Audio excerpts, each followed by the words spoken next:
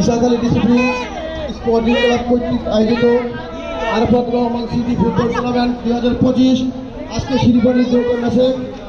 প্রধান অতিথি হিসেবে উপস্থিত রয়েছেন বাংলাদেশ জাতীয়তাবাদী স্বেচ্ছাসেবক দলের শাখা সম্মানিত আহ্বায়ক ছাত্রদলের সোনালী অধীর কাজী মনিরুজ্জামান সাহেবের বিশ্বস্ত হাতিয়ার জনাব মাহবুব রহমান রূপাই মঞ্চে উপস্থিত রয়েছেন রামগঞ্জ জেলা মঞ্চের সম্মানিত সভাপতি আব্দুল হোসেন আজাদ ভাই শুভ উদ্বোধক হিসেবে উপস্থিত রয়েছেন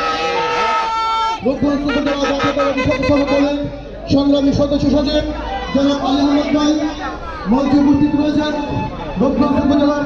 স্বেচ্ছাসেবক দলের নেতা রনি